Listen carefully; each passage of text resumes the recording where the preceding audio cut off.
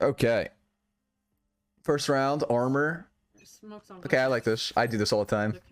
Armor, smoke orb, snake I bite. hear them on A side. Okay, so one thing I'm noticing right now, right off the bat, crosshair placement. It's a big thing right here. Okay, I like this patience not to push up because they're not there, but I'd be looking, you know, they could be pushing you. One's rotating through. Yours coming through. He's rotating through B. Push through B. One's hell. Two hell. Yeah, so the main thing you always want to make sure is like crosshair placement. You want to be aiming at head, right? Okay, so 2v2 situation. No! Nice try, nice try, nice try. Well, I got the rotation really well. You did. That was a good rotation. It was a good push. The only thing that I would recommend, you want to make sure that your crosshair placement is, you always want it at headshot level, right? And when you're moving around corners, you want to be more like deliberate with your peaks, you know? I'll show you what I mean in a custom after this. So, okay. The whole point of your wall too is like, you want to be able to watch the other side of the wall. So if they do cross it, you want to punish them for that because they take like a tick of damage, you know? And during that tick of damage, that's when you want to get damage. But you see like how we're just wide peeking this angle? What happens if he peeks this way and his head's going to be here, right? From the back. If he peeks here, what are the chances that you flick up and kill him? Not only that, but they get peeker's advantage. So you never want to be in a hotspot angle for too long. And what determines the hotspot angle is just basically if they're coming around this corner, what's the first place they're looking at? If it's here, then that's how you know that it's not a good spot to play. What's up, bomb? Oh. Okay, you gotta be careful with that. They could have been there, right? That angle. You always want to make sure that if you do pull your knife out or like abilities out, you want to make sure that you're not going to be exposed from an angle, you know? Wall's going down. Good calm. Yeah, every time your wall goes up and goes down, you always want to calm that. Sky on ping. Okay, comms are good. Yeah, so crosshair placement. This is the big one. This is the big one. And peaks. 26. Crosshair placement and peaks are like the main issue here. On your left. You really want to just make sure that you have like a good grounds of gun control and the aiming fundamentals. Yep. I would sit in the practice range and just Except for 104. or death matches. Practice range and death matches are your best friend. Trust me, just spam those. Good, doing homework. You average 100 viewers now. I'm happy for you. We've been blowing up a little bit. TikTok, Reddit. Oh, it's tough. That's tough. What do you mean by peaks? Like the angles I'm holding? So okay, when you are peeking a corner, you don't want to just like, you want to peek, but like peek. What's the goal behind the peek? Like, what are you clearing when you're peeking something? These are the thoughts that need to go through your head, right? Like, it's like kind of, I'll show you in a custom. I'll show you exactly what I mean in a custom, and I'll explain it. You'll see like visually what I'm talking about. You have a snake bite, you have your ults. Okay, so rule of thumb, when you have your ults, I say this a lot, but we'll say it again, you know? Okay, so I guess we'll take some couple of notes right here, right? Crosshair placement. You're aiming a bit too low. If you have your ult, your team bot and the enemy team bot, you're gonna want to ult. It's just really good to get this on cooldown, and the thing is, it's not bad to ult right away. It's not bad to throw your ults like right away. There's a TikTok ult. Actually, I think one of you guys showed it to me. It's really good for a site, and the way that this works, the way these ults are good for Viper, you ult right away, and you can get away with playing 3B because you have just him, and then you know just Viper ulted here, and then you know, KJ can just kind of spot your drop and then play quick rotate. And you don't need much, right? So it's not bad to ult right away. You never want to ult reactively because you can get caught up in your ult. So what I mean by that, like, let's say right now you decided to ult. You're like, oh, you know what, I'll ult right now. By the time you get this off, your position is gone. This dart will tag you. Their drone will tag you. You know, maybe their dog. You want to, you know, avoid this. Yeah.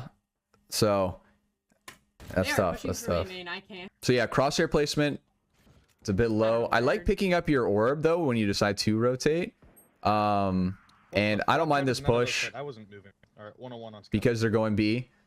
But again, right, we're sitting on your ults. This is another round you could have been farming orbs for your ults, especially on this map. Orbs are free. You could have gotten 2, right? Because you died after your ult. You would have died after your ult or something. Nice. Okay, you're super low though. It's gonna be hard to win. Oh, someone's close to you. I think the sounds are a little bit low, but I think he's the other way. So he set his TP up there, but I think he's like, oh, careful. Okay, yeah. So you never want to peek corners. Never peek I'm so sorry. angles with knife out or util out. Okay, this was a good ult, but again, you want to avoid playing reactionary, right? With your ults.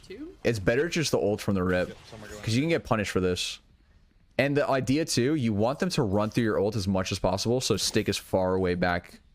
You definitely want to kill this thing as quick as possible. What? Oh, you lined up with the killjoy. I see what happened. That's unlucky. Okay, so you threw your wall. 125 on Sova. Fuck, 104 on Phoenix. So your wall kind of like the wall. Okay, the way that you want to throw your wall is either for two things. One, it's really good to retake, or two, you stop them from coming out, right? You know, for defense, let me think. What would be a good B wall? Maybe something like something that cuts off the site or cuts something off. Maybe something like this. This wouldn't be bad. I like this wall because there's layers to this shit, right? There's layers to where the wall is cutting off. So one, it's good for retake because it cuts off heaven if you guys decided to come in. Two, it cuts off arcade if they decide to push an early round. And then here you can play behind this wall here if they decide to push it. Like there's so many layers to where you could be playing with this wall. And the idea is that's how you always want to use your wall. You want to use your wall in a way that you can watch it and play ratty around it, right? If you're just throwing the wall and you're not really there to punish them for it, then it doesn't really serve its purpose, right? When do you know when to crouch spray? When you're committing to a gunfight. And when you should be committing to a gunfight, when you know for sure that it's just going to be a one-on-one and your crosshairs on them. Okay, be careful also with grabbing orbs, because they could always be sniffing around, you know? I actually don't mind this. I think you have a good timing here. If they're in sight. Okay, so if they're drop here, you might be dead. But this is hoping that they're coming out A main and they're not already in B. Yours close CT, dead. Nice. One in sight, Sova. He has his ult. Ah! 31 Silva. Okay. Little strategic maneuver. We didn't know where Raze was, so this was a little bit risky. I think main here. Or on top site. Main. You can stick that. Main. Nice shot. Okay. Alright. Nice shot. Good stuff. Yeah, the whole goal... Oh, right. Yeah, let me write that down. So that's another thing, too. As Viper or utility-heavy agents, you want to farm orbs. You did a pretty decent job getting a lot of them, but sometimes you can play around it, right? You can play around it with your walls. You can throw walls that specifically target... For example, a Sage player. A Sage player... You can wall a certain choke off, and as you're doing that, you get free orbs. A good way of thinking of is like split on showers. A lot of Sages like to wall short, which is fine, but you can wall showers and get the orb too. So you're farming orbs and cutting off a choke. It's very powerful. And a lot of people... So you're one away from your ult. I probably would have thrown a wall or an orb in a way that it lands like here, right? It lands here. I pop it. I grab the orb. I have my ult. I can ult B. And then I can make my KJ rotate A, or I can make my Sova and Omen rotate A, right? So this is how you should be thinking with your util. The whole goal of your util is to deny vision and space from your team without actually seeing anybody. Think about how I'm doing it with this classic only account, right? Okay, this is good. Yeah. Vulnerable. You got to be very careful with timings of your util. This is a very hard window to master. And understand, like, when do you have a second to throw a snake bite? When do you have that? And here it is risky. It is very risky, especially when they're that close. So if you were to do this, you should have done it instantly, right? The second you throw this orb, I would have immediately popped a snake bite. I would have hugged this right wall, and then I would have chucked it here, right? And then play around the vulnerability. So that does exist. The window does exist for you to do this, but it was a little bit delayed here. You see what I'm saying? Oh no, that's vulnerable on B. But just be careful. It's better safe than sorry to just not get caught with util out. The whole thing, I think, in bronze is like if you have a gun out and they're peeking you, you know, then you're in a good spot, in my opinion. I think that's like the main focus in bronze. As a jet main, should I ever be taking orbs? If you're close to ult, I would, yeah, accelerates 100% right. So the idea is, like, if you're jet and you're 6 out of 7, you know, that round, you can just be like, okay, guys, I'm going for an orb, 1 round. You need help from a teammate, right? Like maybe a Viper throws a wall down to help you get the knife. These things can be communicated. You can build up an econ just by using knives that 1 round. So that's the only time I would pick up orbs as jet. Reyna, you almost never pick up orbs as Reyna ever. Your ult is not that good. It's better on Killjoy, Sage, Sova even, you know, any other agent, Viper. So at least you're understanding these mistakes. This is a big thing with understanding your own mistakes. When you have your util, you know, we've already talked about it, so I'm not gonna, you know, harp on it, but when you got ults, pop it early, pop it on a site, pop it on a choke point, deny them that space and have your team stack a site. That's huge. If you ult A or you ult B and they don't come B and your whole team stacks A, that ult was very, very good. People come to the idea, they're like, oh, well, I don't want a Viper ult because they're not going to come into my site. But it's like, that's good because your whole team can stack the other one, right? And you've done your job. That's your job. You know, sometimes Fracture's a little bit weird because you can't really ult B. There's so many different choke points to hold. You have to ult site. And then you give them access to CT spawn. So it's a little bit trickier, but I would ult A. I think A is a good place to ult. Okay. So with bursting too, every time you burst, you should be moving while your recoil is resetting. You should only be standing still if you plan on committing to that gunfight. Again, I'm going to show you all the gun stuff that you should be doing right after this custom thing, because that's going to be the main focus. Okay, 4v3, you guys have numbers. You can play with your team. Your stage is behind you. You get flanked. Okay, good. Good flick. He's in the cubby on the left. Omen is kind of playing his own game. He's not close to you. I would wait for my Omen. I fucked it up! It's all good. It's all good. Oh, okay. Nice. Good stuff. Okay, retake wall. I think you push this guy. Okay, you stick half here. You force him to finish it, right? You need to get half here. You hear his ult TP? You don't have time, yeah. So the idea is when retaking... Nice. Yeah, you don't have it. You don't have it. I wasn't looking! I don't think I got So the idea is like you want to tap the bomb instantly. Like when you're retaking, that's the first thing you have to do. Why? Because it forces all the cockroaches out of their hiding spots. You know, they have to come out and check to see if they're sticking it. And you know, the whole point is like they're trying to stall your time. You have to force them not to do that.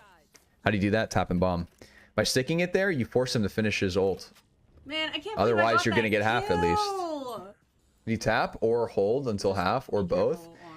You stick it. You stick it until he finishes his ult, right? So you stick it half. You stick it until he finishes the ult, and as soon as he finishes, you get off and then you kill him. The idea is like you need to force him to finish that ult animation, or he's stalling time.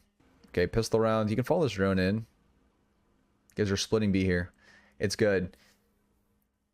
So how you want to use your Viper walls? Viper walls on attack. You want to cut off chokes so you can get into sights. On defense, you want to throw it in a way that you can play off of it. Either hide behind or watching the push. The idea is like your Viper wall is so strong for getting into sight. Like what I would have done if we're splitting B, you see how you're pulling your wall? You want to aim it like this or something. Because this, it's kind of messing your team up this way, right? They're going to swing this way and they're going to be fighting this. I mean, this is smoked, so they don't have to worry about it too much. But if they're anywhere in this area, they have to fight. How do you eliminate them fighting? The whole goal is to plant the bomb and make it explode. That's the whole objective of the game. So you want to find a way that eliminates them from even taking gunfights. How do you do that? By cutting it off this way. They don't have to, and they only have to fight the people who are on site. And once they're on site, you know, then we can play the bomb and so on and so forth. But the whole point of util is to avoid confrontation and avoid anyone getting picked off early. Okay, that was a good wall. That's a good wall. Even this fight, I wouldn't have even taken this. I would have thrown my wall up instantly. And now you can play the bomb. So now it's a 5v5. You guys get bomb down. Oh, you had the bomb. Okay. You guys should have this though. 5v4, they have to retake onto you. You can get to play the bomb. Just make sure that you're always watching. You could have gotten timing to you. They could have went up the rope, right?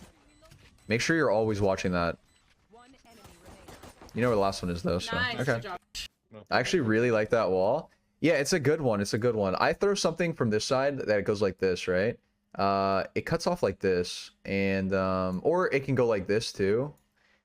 But the idea is like you guys want to be able to funnel into sight without them being able to kill you, and get bombed down, and then you can kind of take control, play post plants after that. But Yeah, you so here you should be with your team, like getting ready to go, farm the orbs. That's another orb you could have gotten, or someone else could have gotten. KJ Sage. Going down. But you always want to just make sure that your crosshair placement is like ready to be aiming at something. You know what I mean? 2 CT. Ready to trade your teammates. If your teammates are going in, you want to be there right next to them. The whole idea is like if this guy is shooting somebody and let's say he dies. This guy's dead. This guy's going to still stay alive. Let's say he was crouch spraying this guy.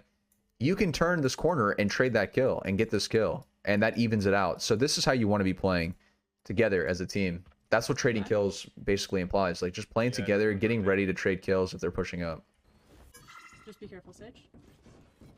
Careful. You got to clear corners. Every angle, Watch out for him. He's in- everything up until this point has been a risk. Okay? Look.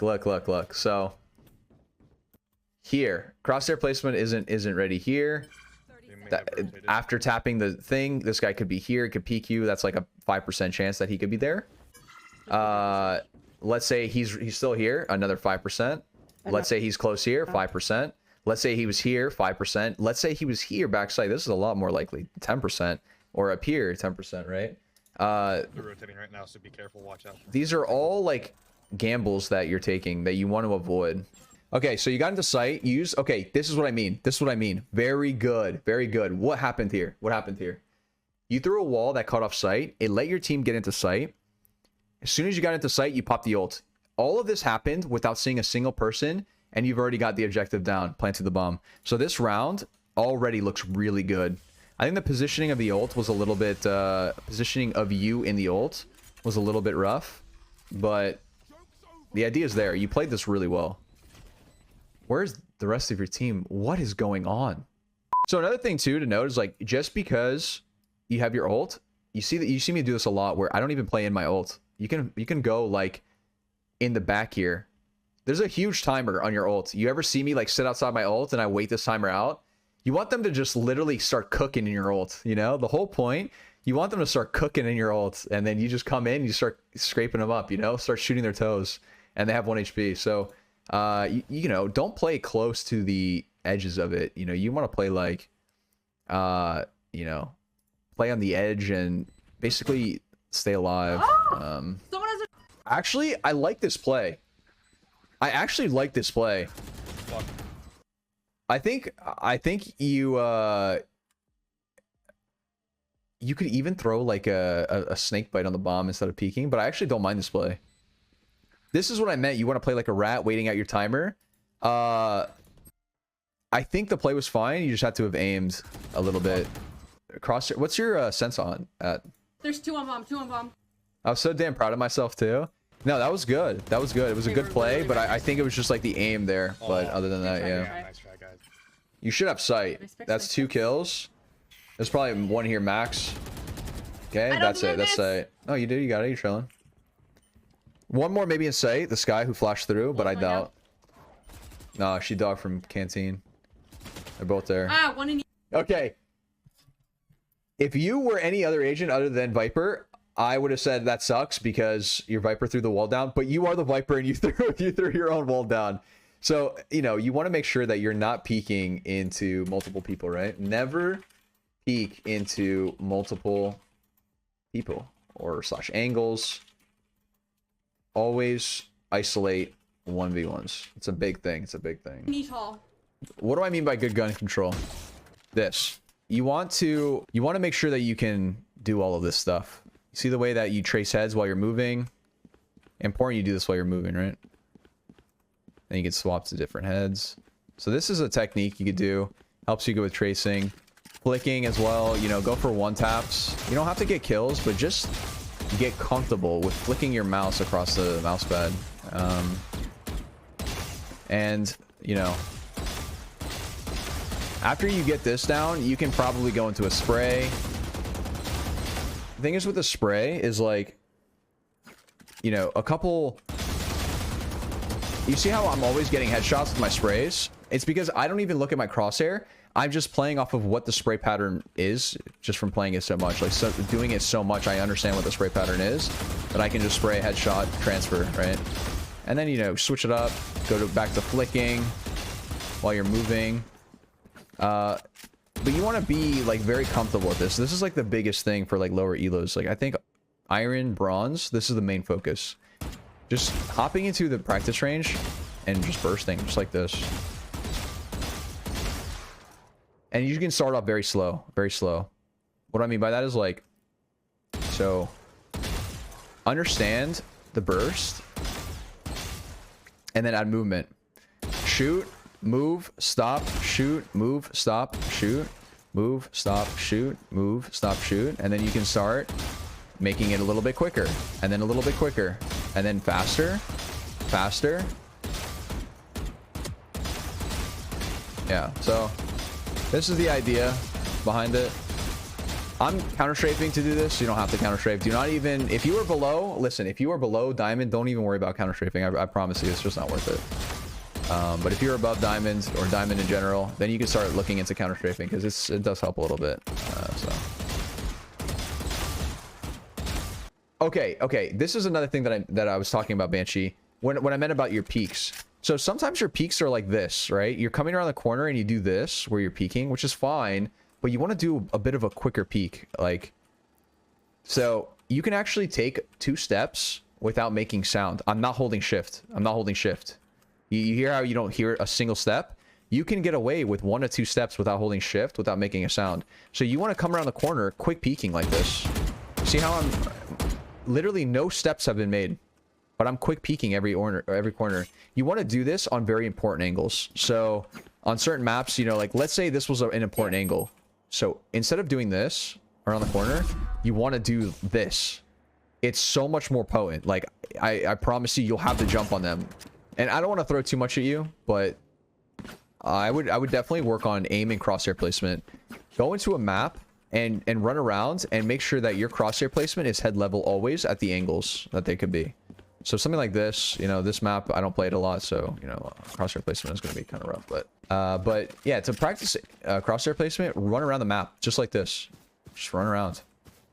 You know, is your crosshair where the head levels are on the map, right? And if it isn't, like, you know, practice it. So this is just like, you know, you can practice peeking too. Take it slow. Take it slow. Look how I'm going to peek this. Look how I'm going to walk up. This is how I'd clear cap if I was in an actual game. Just like this. Exactly like this, right? I would clean every angle just like this. And then like this, you know, just methodically. And you can practice. You can go quicker if you want. You can practice rushing it, you know, something like this, something like this. You know, sometimes you gotta go quick depending on the timer, but yeah. I think the main thing to focus on would be aim for you, Banshee. And when you should be spraying. So you should never stand still when bursting. You know, I noticed you a couple times you did this, where you did this. You don't want to do that. If you're bursting at all, you're moving. You're allowing that same time where your crosshair is resetting to move and reposition. And then if you decide to spray, if you're standing still, you're spraying. That's it. There's no... You should never, like, stand still and tap, right? That's not a thing, so...